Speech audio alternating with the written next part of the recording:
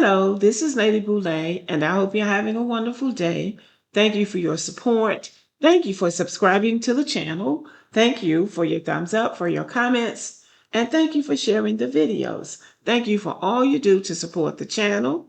And yes, we are commanded to love one another, whether we want to or not, or whether we agree with each other or not. Well, by now, everybody has heard about the tragedy at Delta State University in Cleveland, Mississippi.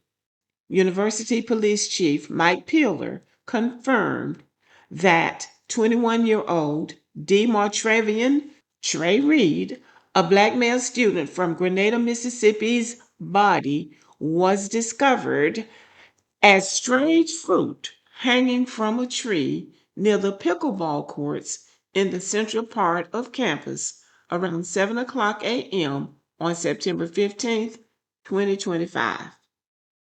Upon investigation, the Bolivar County Coroner's Office has released a statement outlining additional information in the case, which has been ruled a suicide. Peeler said that while there is no evidence of foul play, the body has been retrieved by the Bolivar County Coroner's Office. I have requested the assistance of the Mississippi Bureau of Investigation, the Bolivar County Sheriff's Office, and the Cleveland Police Department to assist us in this ongoing investigation. Well, I would hope so because it has garnered a lot of attention nationwide. So I would hope that they would handle this very carefully because to immediately say that there was no foul play without having a coroner's report just seems like, you moved too soon, spoke too fast. Posts on social media quickly spread. Some claimed Reed had broken legs and or arms and other defensive wounds that would make doing it himself impossible. According to the coroner's office, that's not true. At this current time, we are conducting a thorough death investigation. Based on the preliminary examination, we can confirm that the deceased did not suffer any lacerations, contusions, compound fractures, broken bones, or injuries consistent with an assault. At this time, there is no evidence to suggest the individual was physically attacked before his death, and this statement is coming from the coroner's office. Delta State University classes were canceled on Monday.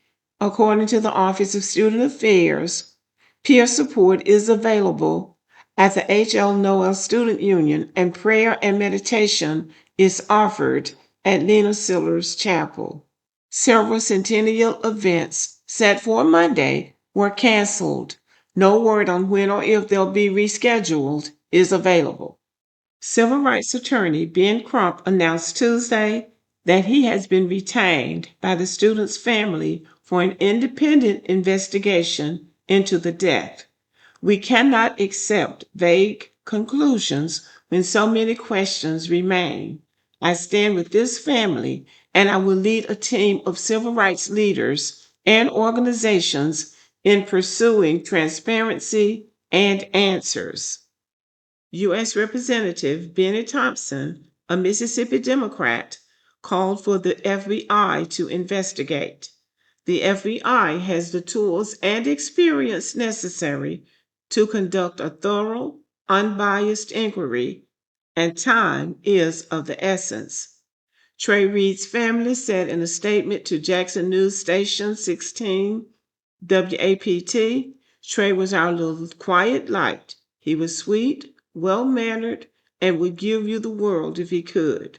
We ask that you continue to keep our family in your prayers as we continue to navigate through these unforeseen times. Delta State University President Dr. Dan Ennis said in a statement, "Our community is deeply saddened by this loss. I have spoken to Trey's family and expressed our heartbreak." Well, this is a very, very sensitive situation.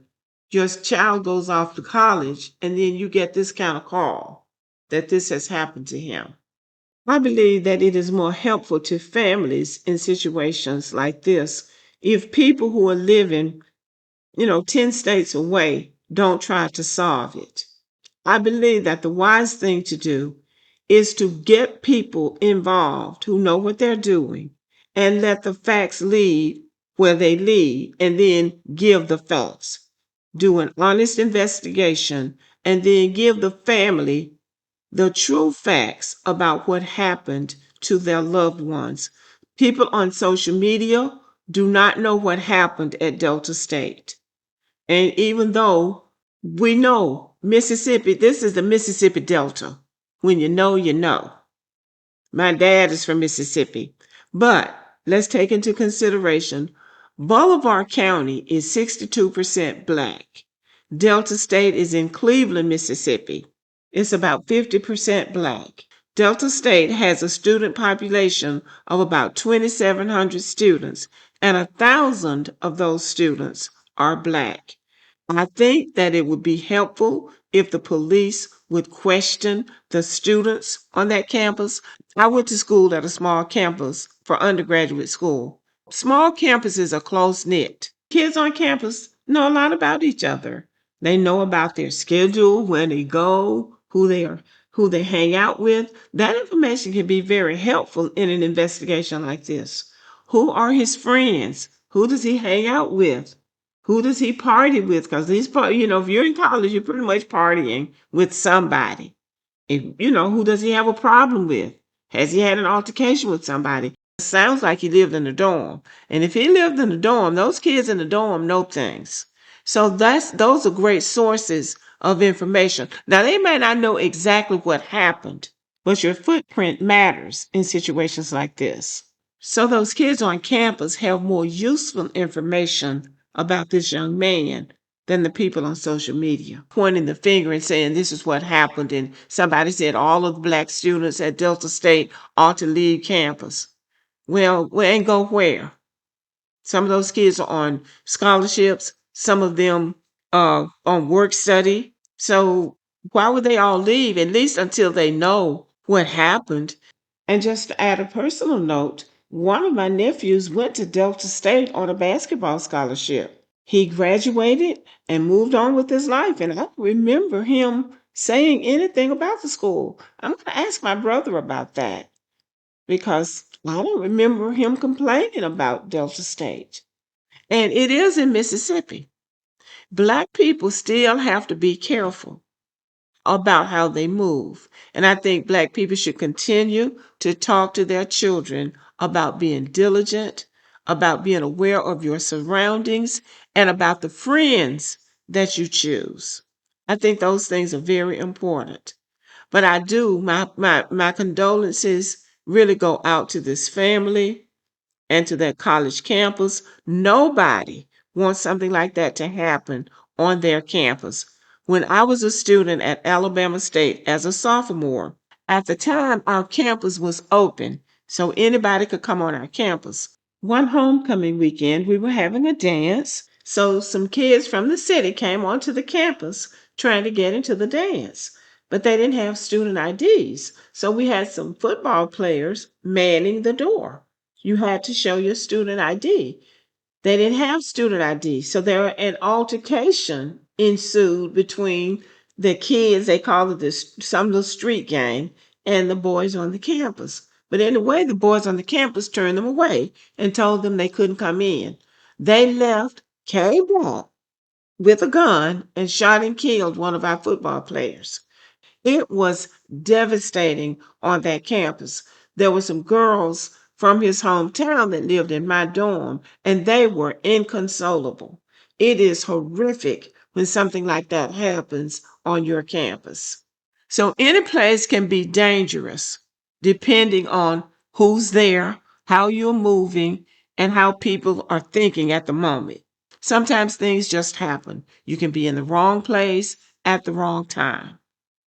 But always teach your children to be diligent, to be careful, and sometimes move in groups.